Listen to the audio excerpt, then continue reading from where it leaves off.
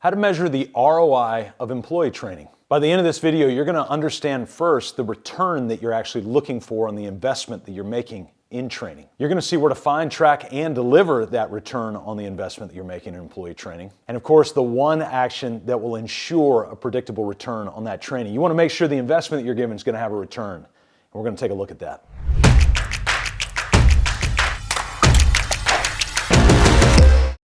You want to know if all this talk around employee training, blah, blah, blah, is actually worth it? Are you at the point right now where you're actually thinking about cutting your training expense or never initiating it in the first place? The terminology of ROI is something we need to dive deep into. We throw it around. In fact, if you come from a high finance background or whatever, that's all you'll hear about is ROI. But the reality is, most of us think realistically in terms of ROE, and that's return on expense. A lot of times we see marketing, training, hiring as an expense and not as a reinvestment in the business. Truly, they're capital reinvestments into the business, into what can be some of the most profitable and lucrative elements, and that is people. So we've tried for decades and centuries to outsource things to machinery, and we've done a really good job of it.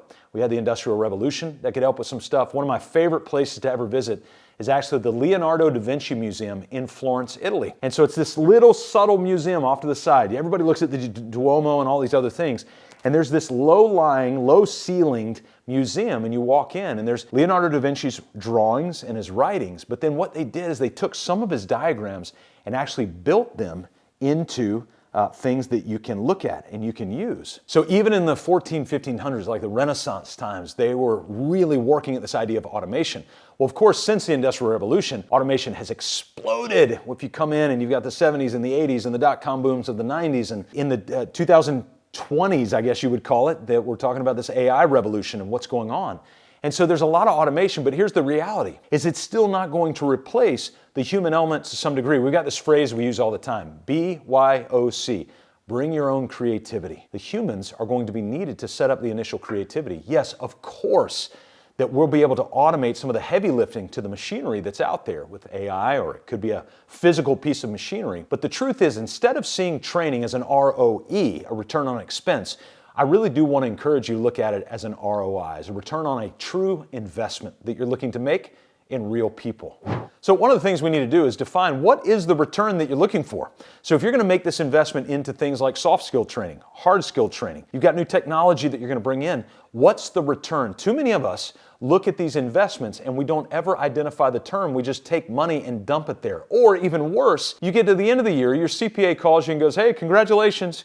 You made $274,000 on the bottom line of your P&L this year. In order to avoid more taxes, we need to get you to buy something. And so you just go buy something that you don't need. And so you go buy a new car that you really didn't need. If you need the car, go buy the car. But if you don't need the car, you just bought the car, you lost cash because you had to buy the car, and now you got to put gas in the car, you got to maintain the car, and you got to insure the car.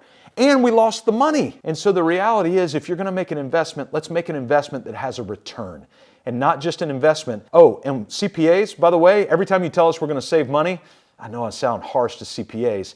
Where's the money you said we're actually getting saved? We lose that too. All right, asides across. Hey, don't be frustrated with me as I'm banging on CPAs. I'm just having a good time with you guys. But the reality is, I want you to understand return on investment is what we're looking for, both the investment side and the return side. So that return may be a reduction in mistakes, which actually costs us real money. That return may be the longevity of people. I don't know if you know this, but if you lose somebody who's making about 50, 60 grand a year, the turnover cost alone is about $15,000 to $20,000 for that one person. Anybody making six figures or more, the turnover cost is equivalent to what their annual salary is or more, having to find a replacement for them. So there is power in retaining people. So that may be part of your training, and the return that you're looking for is the longevity of people. But you decide, what is that return that you're looking for in the training and development? Then we want to actually identify our audience. So who on our team needs this training? Now, the short answer is everybody. But does everybody need the same training? So we want to segment our team. And so, for instance, we're going to have new employee training. Well, that's going to be for everybody that comes in. Then we're going to have operations training for the people in our operations vertical. We will have marketing training for the people in our marketing. We'll have accounting training and people in our accounting. And then we'll have some training that crosses for everybody. For instance, like handbook training, soft skill training on how to go through the 4 R's, for instance, are one of our core values. Receive, record, remind, report. And so we train on that. Some of our other core values, feedback and relentless learning, we train on that. So these are things that are across the organization, but some training elements may just be in a specific vertical for specific roles. So just being able to write down on a scratch sheet of paper, these are the type of roles we have in our business, and these are the type of training discussions or topics that we want to make sure we're investing in these people for the purpose of whatever you identified as the return. Now, once you've got that return identified and your audience is identified, we need to figure out how we're going to deliver this training in order to identify the return that comes back on it. And so the easiest way to deliver training is through what we call the Big 5 feedback loop. And so you'll see on the graphic this circle. So imagine in the circle, information comes in. You ask somebody to do something or somebody asks you to do something. That's a piece of information. Historically, with most businesses, that information just flies away. We forget about it. We don't do anything about it. Well, we wanted to create a Big 5 feedback loop, and every time we go into business, we're hunting these Big 5 communication touch points. Number 1 is a 1-hour agenda-driven, leader-led team meeting. Number 2 is a 1-hour weekly departmental meeting. So a marketing meeting, a sales meeting, an operations meeting, and an administrative accounting meeting. 3 is what we call the high-level executive meeting. That's usually once to twice a month, 1 hour, with the high-level leaders of the business. Even if you only have 2 or 3 employees, that's okay. You're going to spend an hour thinking about the 50, 60,000 foot view of the business. Then we have annual performance reviews, and then we have the one-on-one check-ins. Now, I'm not going to dive in deep here around each one of those things. Here's what I want you to see. Imagine you go to the hospital, and they need to give you vitamins or fluids or drugs or painkillers or whatever. Instead of giving you all sorts of different pills and syringes here and a variety of different ways to get all that stuff into you, you know what they do? They put in one port. Right there in your arm. One time, and everything they need to push goes into that one simple port. And so when we think about training, you may have training for soft skills, hard skills, all those things that I mentioned earlier, but the reality is, instead of coming in multiple different ways, why don't you just come in through that main port of those Big 5 feedback loops in the team meetings that you already have, the departmental meetings that you already have. Just simply add an agenda line item to a team meeting, train on the handbook, to a marketing meeting, train on the website updating process. In the operations meeting, train on how to pull a permit. Whatever it might be, add that as an agenda item to your meeting, and you will start to offer repetition, predictability, and meaning that will give you great clarity, and over time, you will get the return on that investment that you're making of training into your team. Now we want to see how to track that return. By tracking the return, we need to track, is the training actually getting done? So number 1 is going back to the people who are in charge of that training, largely you, and asking yourself, did we train on this thing? Easiest way to do that is create a list week by week and go back. Did we train on it? Check. Move on. So we're tracking that level of training. Now, of course, there's things like learning management systems. There's things like project management systems that'll track all that, but you don't need to do that right now. All you need is a super expensive piece of software called a spreadsheet. And yes, I actually have a t-shirt that says spreadsheets change lives. Maybe at some point I'll wear that. If you agree that spreadsheets change lives, go ahead and put something in the comments. Let's rap about that and have some fun, all right? Okay, so we've got those spreadsheets down. You're starting to track what this looks like. And then over time, you're able to then track the return on that investment. Are we keeping people longer? Are there a lack of mistakes that are coming in? So we want some spreadsheet methodology for being able to track that. Super simple thing to do.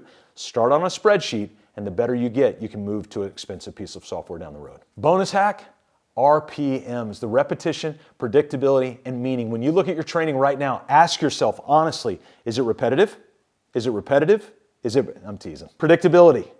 Do they know what's coming up? Can they tell in 4 weeks? If you go into our Anchor tool right now, which is nothing more than a spreadsheet with the weeks of the year across the top and all the things that we want to get done throughout the year across the vertical line item or the column within that spreadsheet, and we look across it. So our team can look 2 weeks out, 4 weeks out, 8 weeks out. Not an expensive piece of software, just on a spreadsheet. And they can see what's coming. They can see when I'm going to be out of town speaking. They can see when it's one of our team members' birthdays. I know it was Ashley's birthday this week. It was Theo's birthday this week. Why? It was on our Anchor in our team meeting this past Monday. That's a true story, by the way. I really know those dates because it's on our Anchor. It's predictable and it's meaningful. I can reach out to somebody and go, hey, happy birthday. Hey, I hope you have a good day at that speaking engagement. Why? It's because I see it on the Anchor. It's right there. Repetitive, predictable, and meaningful. So if you take your training, put it in a line item agenda in your team meeting, do it every single week, make it repetitive, predictable, and meaningful, you will start to have a return on that investment. One of the greatest ways to train is by setting it up front. So you need to go watch this video that'll take massive action on how to train a new employee. Just click the link in the description below. It'll take you there as long as you promise to take action on what I'm sharing you. My name is Scott Beebe. We work with business owners between 3 and 100 employees to build out their purpose, people, process, and profit, either the 4 powerful cornerstones or the 4 pains, if you don't do that, so that you can be liberated from chaos and make time for what matters most.